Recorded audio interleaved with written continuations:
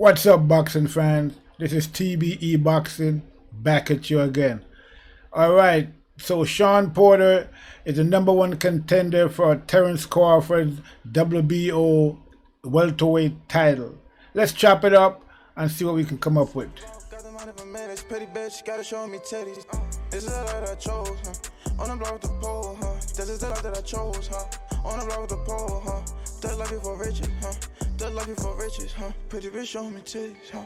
And I got the glaze, run up on me, I'ma make you get it. I'ma make you get it. Is the Spence you fought last September at Staples, would that guy beat Crawford, or from what you know? That guy was very good. Mm-hmm. He was good to the point where the last round, we came in, we touched gloves. Normally it just touch gloves and you fight, but I touched gloves with him and I said, good shit, boy, because the work was that good and the night was that good and that competitive, and I wanted it, and I could tell that he wanted it too. Does that fighter beat Terence Crawford? That fighter was strong. That fighter was very good. I saw some holes. I saw that I was a step ahead of him a majority of that fight. And with saying that, no, I don't think that fighter can beat Terence Crawford. But I've already said that in a match, I don't think Errol Spence could beat Terence Crawford. I think that Terence wins that fight. I think he's got more in his arsenal.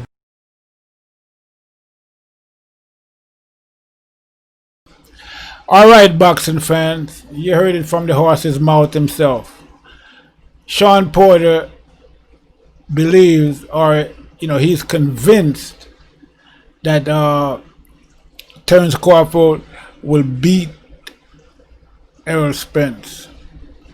All right, so let's examine that and see, why Shawn Porter might feel that way. I mean, all right, in the fight with Spence against Mikey Garcia, prior to the fight, most people was of the opinion that Spence would stop Mikey Garcia. Okay, that was the overwhelming, thought among most of the boxing pundits. Okay, especially the smash the like button junkies, the PBC fanboys. Okay, most of the PBC fanboys thought that they thought that Spence would stop Garcia. Okay, they figured that Spence was going to walk Garcia down and just overpower him and knock him out. That was the opinion. However, we saw that Spence took a different tact.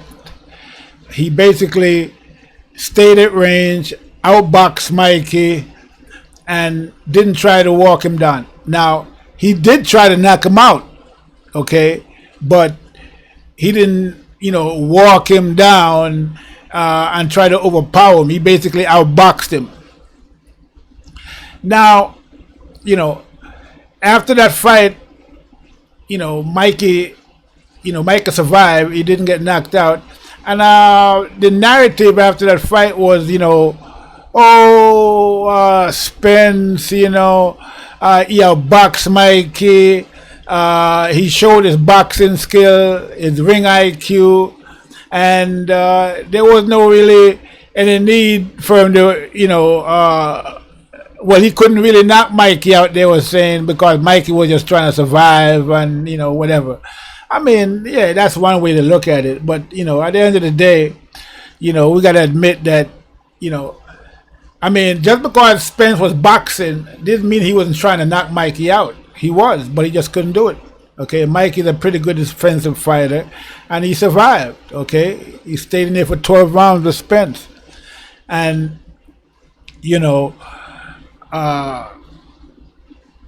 basically, the expectation of a knockout, didn't appear. Okay, so a lot of the like button junkies, the PBC fanboys, they basically ran with the narrative that Spence was trying to display his boxing skill, and he had no intention of knocking out Mikey. But I saw something different. I saw him trying to knock Mikey out. He just couldn't do it. So now, fast forward to the Porter Spence fight, And this was another fight, where the PBC fanboys was on their high horses. They was swearing that Spence was gonna stop Porter. This was the first time Porter's gonna get stopped, according to them. They figured that, Spence was just too much. He outboxed Mikey Garcia, and now he was gonna stop Porter. However, as we saw in that fight, Porter was a little bit tougher than Spence thought that he was, okay? And so basically we saw in that fight that Spence was forced to fight Porter's fight.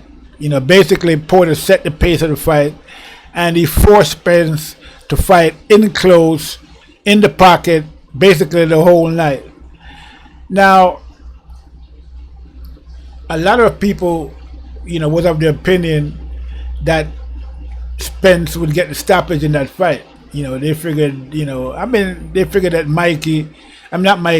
Porter, wouldn't be able to, to stop or to stand in the way of the juggernaut that was Spence. But, that was mostly, again, PBC fanboy talk. These guys, don't really know too much about boxing. So, they know about smashing the like button, but they don't know much about boxing.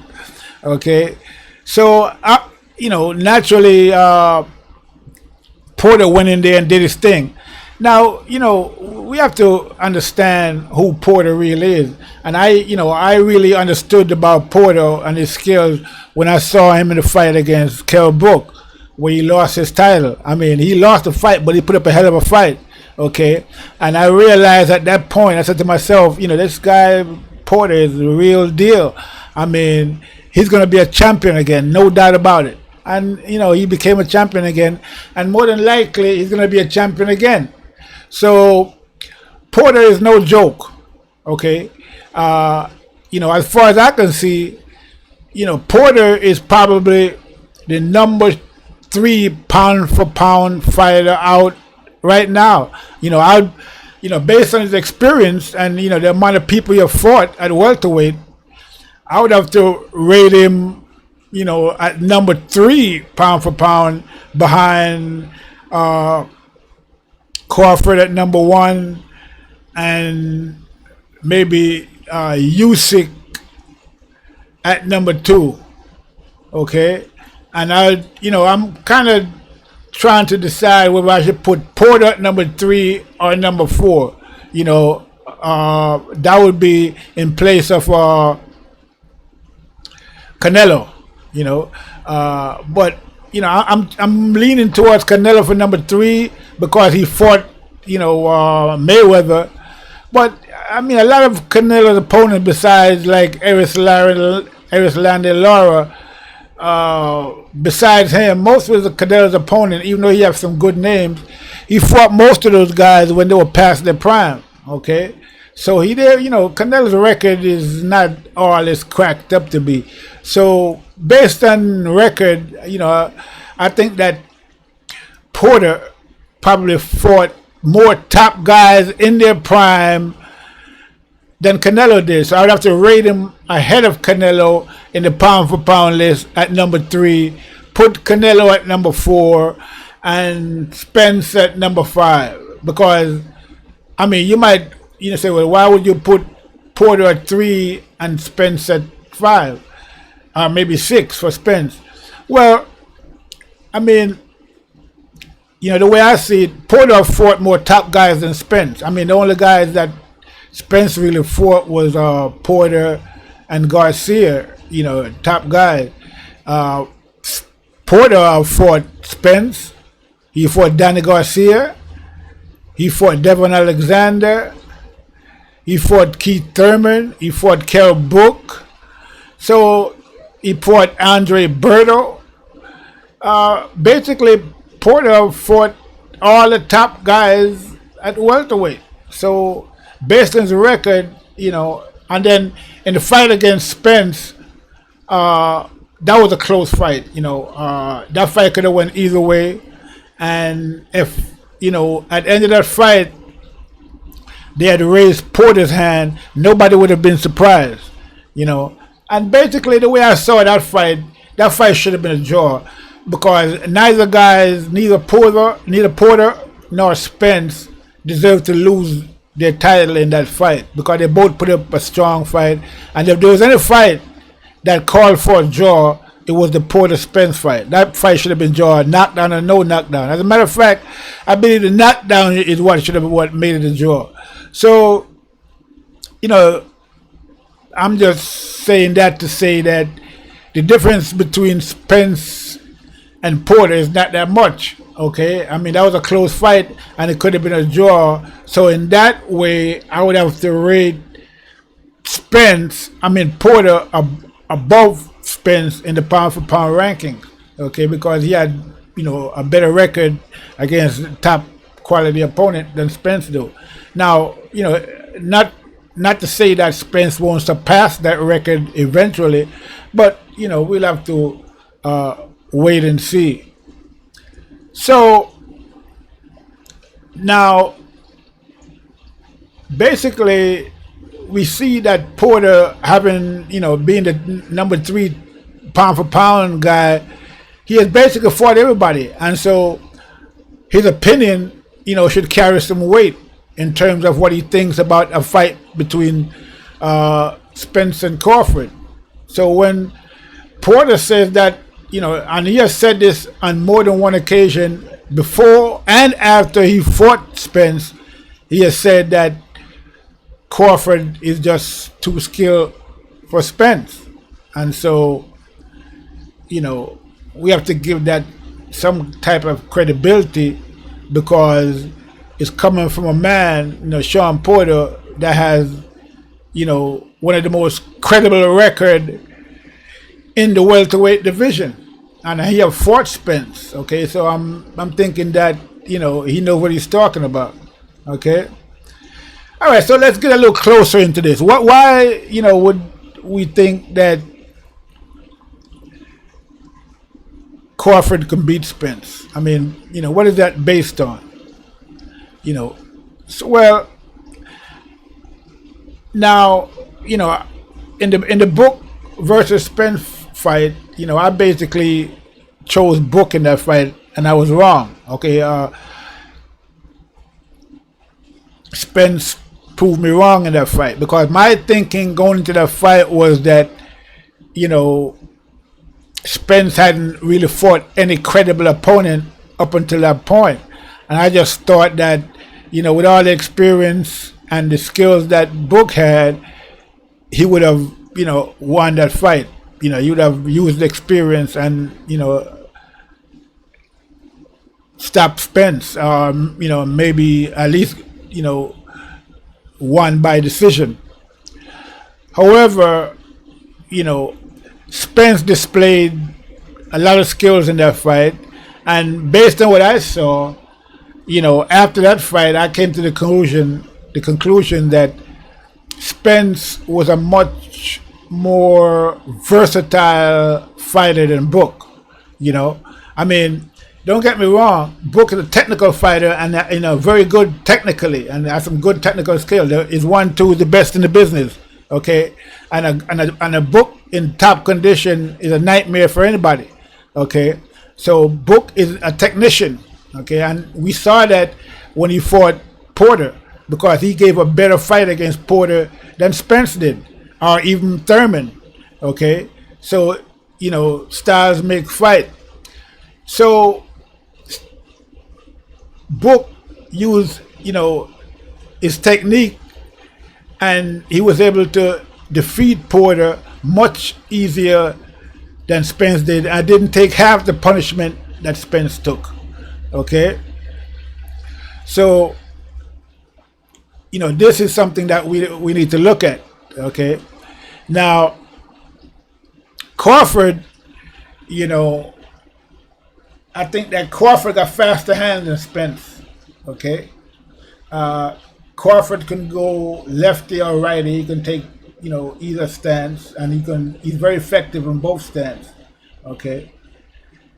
Crawford is a very accurate puncher. Okay. He has good movement, and I'm thinking that he's very strong at welterweight, a lot stronger than people give him credit for. Okay, we saw it against Jeff Horn. He was throwing Jeff Horn around the ring, and Jeff Horn is like a big, welterweight. He looked like a junior middleweight in that, almost a middleweight in that fight against, against Crawford. So now, that being said, Crawford got all the skills, he got all the experience and so forth and so on, but it's kind of hard for me to pick against Spence after he beat Book. He also beat Porter, even though I'm thinking that fight was essentially a draw, but still, he got the decision. So picking against Spence is not something I would be happy to do. Okay, because I think that, as I said, he's a very versatile fighter all around, and from what I saw in the Spence fight, in the Book fight, he has the skills. Now, my only critique of Spence would be his defense. I don't think he's as defensively responsible as he should be. I don't think most fighters are, responsible defensively. I use, Mayweather as the criteria, and I base fighters' defensive abilities on, on Mayweather. 10 being Mayweather, and you work down from there. So, to me, Spence's defensive ability, and we saw that in the fight against Porter, is lacking because Porter was able to get in there and in the inside, close to him, and deliver a lot of hard punches. And Spence blocked a lot of shots, but he was able to avoid most of the punches. So I'm just saying that his defensive ability could be much better. Okay, now to me, Crawford is much faster in the hand speed department than Porter, and I think he also has more power than Porter. So faster hands, and he will let his hands go, and he can fight from both stands. So I'm seeing that if with the accuracy of his punches, if Spence and Crawford to get into a firefight, I think that Crawford would deliver the faster punches. Okay, and it might be a problem for Spence.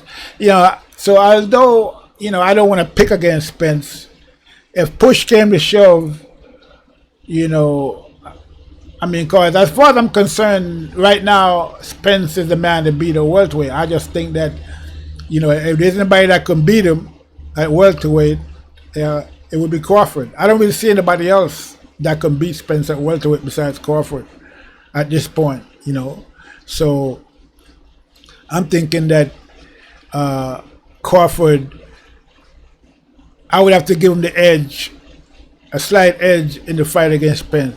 Now, I'm not really, a fan of Crawford's defense either. I think both him and Spence are kind of slacking on their defense, But I just think that Crawford slacking is more voluntary than involuntary, because I think that, Crawford is a very good defensive fighter, about the closest you can get to Mayweather when he wants to be. And I've seen him display that defensive skill in a few of his fights. But, due to the fact that he has been getting some criticism about some of his fights being boring, he have decided to be more offensive in his fights and kind of, not really keeping up with his defense like he should. I think that's a big mistake. And if he was to fight Spence, he couldn't do that. Okay, he would have to, fight a more defensively responsible fight against Spence than he has been fighting so far. But I think he can do it. Okay, I think he, you know, like I said, he's a better defensive fighter than Spence when he wants to be. And I think that Spence defense just has some holes in it, and he needs to tighten it up. Okay, I don't think he's choosing to fight that way. For example, in the Porter fight, I think, you know, Porter forced him to fight that way, and due to the fact that his defense was lacking, you know, he was unable to avoid some of those hard punches. Because, you know, quiet as kept, I don't think Spence is the same after that Porter fight. I mean, I think that Porter fight took a lot out of Spence, and, you know, we're gonna see in the Danny Garcia fight, you know, exactly what, if anything, was taken out of Spence, and see how he's going to respond. But I am not really a fan of that type of fight that I saw Spence fight against Porter. Okay, he should have boxed Porter. Okay, and the fact that he wasn't able to do that, you know, kind of, you know, is a little bit concerning. And the fact that he took so much punishment, unnecessary punishment, you know, is not good. So I'm thinking that if he takes that kind of punishment, if you know, if Crawford was to hit Spence as many times as Porter did, I don't think he's going to be able to take those punches. Because I think, you know, Crawford got more snap in his punch, and his punches are more accurate than Porter. Okay, and the same thing for Danny Garcia. The only problem with Danny Garcia is that he's much slower than Crawford or Spence. So in the hand speed department, I think that he might have some issues with Spence. But, you know, I think if he connect with a few good shots against Spence, it's not going to be a good night for Spence. You know, so at the end of the day, you know, we see that, you know, one of the top welterweight, pound for pound, number 3. Shawn Porter is convinced that Crawford can beat Spence, and I think there's a lot to that. I think there's some, you know, merit to what he's saying, you know, for a host of different reasons, and some of them I just mentioned. You know, I think Porter's hand speed is better than Spence. I think his, you know, he has more tools in the toolbox. I think he's probably just as strong as Spence at welterweight, and I think he could give Spence some problems. But again, you know, it's not a smart move to pick against Spence, because he has demonstrated that, you know, when he goes in that ring, you know, he's leaving it all in the ring, as he did against Porter. But I just think that he shouldn't have fought that type of fight against Porter. And, you know, if he chose to fight that way, then, you know, I don't know. I think that was a mistake. But I think it's more that Porter forced him to fight that way. And I think, you know, in a fight against Crawford, that hand speed and power and the accuracy is going to give Spence a lot of problems. Okay? So, that's all I have for right now. I'm going to leave it there. This is TBE. I'm out.